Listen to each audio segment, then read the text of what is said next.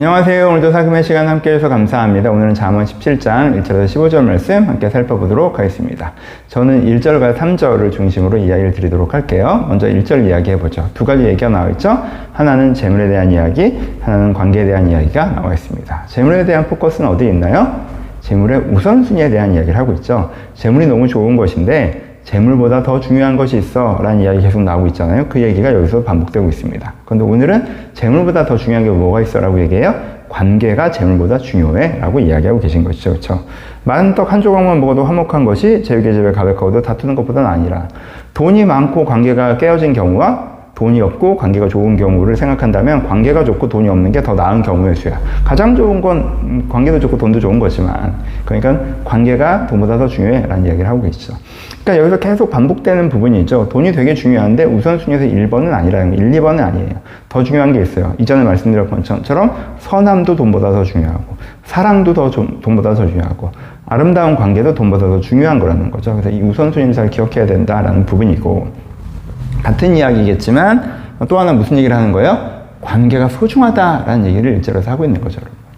그럼 관계가 되게 소중하다는 것이 1절의 핵심적인 메시지입니다. 보세요.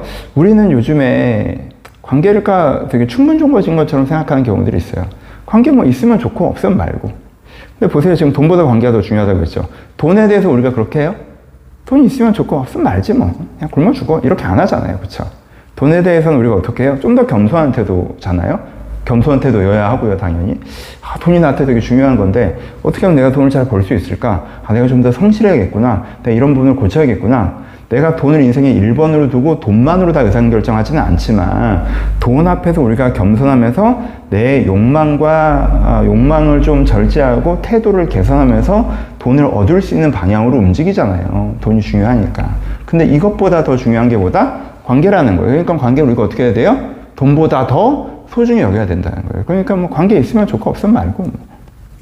이렇게 하시기보다, 물론 돈 하는 것처럼 관계에서 제발 날 좋아해줘, 너한테 다 맞출게, 이렇게 하라는 얘기는 아니죠. 그렇죠? 관계가 이것도 아니지만 관계를 소중하게 생각하셔서 내가 이미 가지고 있는 소중한 관계가 있다면 그걸 좀 지키려고 하시는 태도가 필요하고, 내가 미숙하고 잘못된 태도로 관계를 만들지 못하고 관계를 망치는 습관이 있다면 그걸 고치려는 노력들도 필요하겠죠. 관계가 그만큼 우리 가운데 소중하니까. 뭐 가끔 인터넷에 그런 표현들이 있더라고요. 뭐 외로움은 감정이 아니라 통증이다? 뭐 이런 표현들이 있던데, 뭐 제가 그걸 맞는지 틀린지 모르겠지만, 사실 사람은 기본적으로 더불어 살아가게 만들어져 있기 때문에 우리가 관계를 소중히 여기고 관계에 대한 기대감을 갖고 거기에 더 겸손히 좋은 관계를 만들고자 하는 태도가 필요하다는 부분들도 묵상해 보셨으면 좋겠습니다. 3절 얘기해 볼까요? 너무너무 유명한 구절이고 너무너무 소중한 구절이죠. 도가니는 은을, 풀무는 금을 연단하거니와 여호와는 마음을 연단하시니라 라고 얘기하고 있죠. 여기 핵심 뭐예요? 하나님은 우리의 내적 성장을 바라신다라는 거죠. 굉장히 중요하게 생각하고 바라신다는 거예요. 하나님은 우리의 내적 성장을 바라세요. 하나님이 우리를 바라는 목적성은 편안하게 사는 것이 우선순위 1번이 아니에요. 우리가 성숙하는 것이 우선순위 1번이에요. 그렇죠?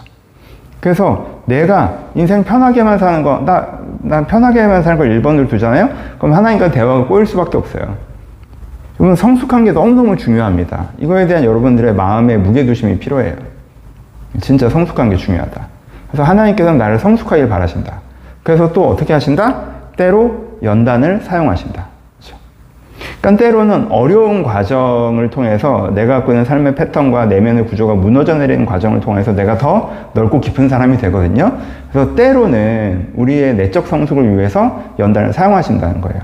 도가니가 은을, 풀무가 금을 연단하는 것처럼 은과 금이 도가니와 풀무 속에 들어가서 녹아내리는 건 너무 고통스럽겠지만, 그것을 통해서 더 순전한, 찌꺼기를 제하고 더 순전한, 순도 높은 은과 금으로 탄생하는 것처럼 내가 연단의 과정을 통해서 더 내적으로 성숙한 존재로 성장해 나가는 걸 하나님께서 원하시고, 그래서 때로 이런 연단의 과정을 허락하신다라고 하는 것이죠. 이거 자체를 우리가 기억하고, 단순하게 우리 이미 알고 있는 거죠.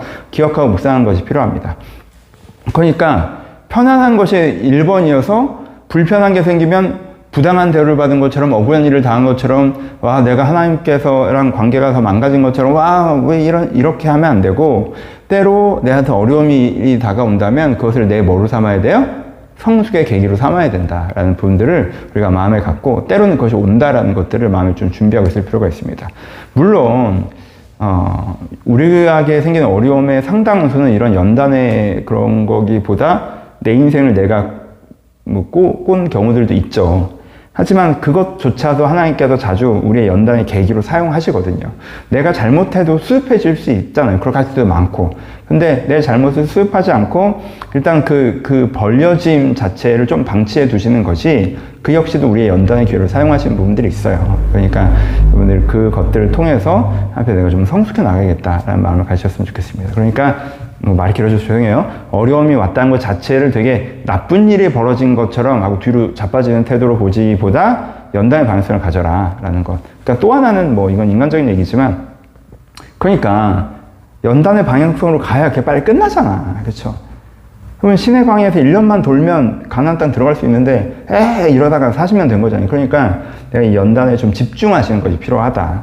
과정이 좀 힘들더라도 이 하나님의 마음대로 우리가 아는 것에 대해서 자꾸 말이 길어지면 죄송해요. 이건 설교를 한번 좀 길게 해야 되는 얘기인데 하여튼 간단하게 그렇게 성숙에 대한 지향성 그리고 고난에 대한 해석을 좀 고민해 보셨으면 좋겠고요. 한 가지만 더 얘기하면 17장 전반적으로는 16장 전반에서는 왕의 이미지가 많이 사용된 것처럼 17장 전반부 이 부분에서는 17장 전체 말을 읽겠고요. 17장 전체에서는 말에 대해서 많이 얘기하세요. 이렇게 스노우볼이라고 말씀을 드렸죠. 점점 늘어나는 말 잘해야 돼라는 건데 중요한 포인트들, 디테일한 포인트들이 많이 있어요. 그래서 짚고만 가죠. 그래서 4절엔 뭘 하여? 악을 행하는 자는 사악한 입술이 하는 말을 잘 듣고 거짓말하는 자는 악한 혀가 하는 말에 귀를 기울인다라고 해요. 나쁜 사람은 나쁜 말을 좋아한다는 얘기를 해요. 그렇죠? 그렇죠? 나쁜 사람들은 나쁜 얘기를 되게 좋아해. 라는 얘기예요. 여러분 이것도 뭐 길게 설명 안 했지만 묵상해 보셨으면 좋겠어요. 그러니까 거꾸로 얘기하면 어떻게 해야 돼요? 여러분들 나쁜 말인데 재밌는 말, 나쁜 말인데 이익이 되는 말이 나한테 거슬려야 돼요. 왜 저런 얘기를 하지? 거슬려야 돼요. 이게 나쁜 얘기 하는데 너무 재밌다. 나쁜 얘기는 하는데 되게 이익은 되지. 이러시면 안 돼요. 그럼 내가 나빠지고 있는 거거든요. 그런 얘기 것도 한번 묵상해 보셨으면 좋겠고 가난한 자를 조롱하는 자는 그의 지으신 주를 멸시하는 이유. 이것도 진짜 중요한 얘기죠. 사람이 약하다고 함부로 대하면 안 돼요. 그건 하나님을 함부로 대하는 것과 같이 하나님께서 보실 거라고 얘기하셨어요. 왜? 그 아이가 하나님의 자녀니까. 여러분 누군가를 함부로 대하는 거 그 부모를 멸시하는 것과 같잖아요. 그렇죠? 누가 내 자식을 함부로 대하면 날 멸시하는 것보다 더 큰 그거잖아요. 그러니까 가난하고 약한 사람 함부로 대하시면 안 되는 것도 묵상해 보셨으면 좋겠고 그다음에 7절에 뭐가 나와요? 이게 정말 중요하죠. 지나친 말을 하는 것. 거짓말에 대한 얘기도 하지만 지나친 말을 하는 거에 대해서 우리가 좀 고민해 봐야죠.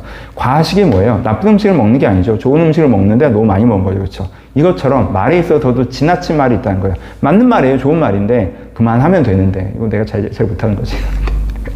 한 번만 하면 되는데 두 번, 세 번 하는 거, 그쵸? 지나친 말. 그래서 제가 이 표현이 정말 마음에 좀 죄송한 마음으로 꽂혔던 것 같아요. 또, 그리고 9절에 허물을 덮어주는 자와 그것을 거듭말하는 자에 대한 얘기가 있죠. 그쵸? 어떤 사람이 다른 사람의 단점을 얘기해요. 얘기할 수 있죠. 도전 줄 수 있어요. 너 그건 아니야. 라고 해볼 수 있어요. 근데 그 사람이 인지했고 고치려고 하는데도 거듭거듭 얘기해. 그럼 그 문장 자체는 맞는 말이겠네요. 그 사람의 문제예요. 맞아요. 근데 그렇게 거듭거듭 얘기한 네 의도는 뭐야? 사람 괴롭히려는 거야? 그 사람에게 올무를 씌우는 거야? 그 사람을 규정하는 거야? 네가 우월감을 느끼려고 하는 거야? 감정풀이 하는 거야? 네 문장은 맞을지 모르겠지만 네 의도는 틀렸는데 이게 될 수 있거든요. 그러니까는 내가 타인의 단점을 거듭 말하는지 않는지 그러니까 두루 다니며 한담하는 것과도 연결되는데 또 여기저기서 그 사람 문제는 이거야 라고 얘기하지 않는지 또 고민해 볼 필요가 있겠죠. 말은 어려워요. 그쵸?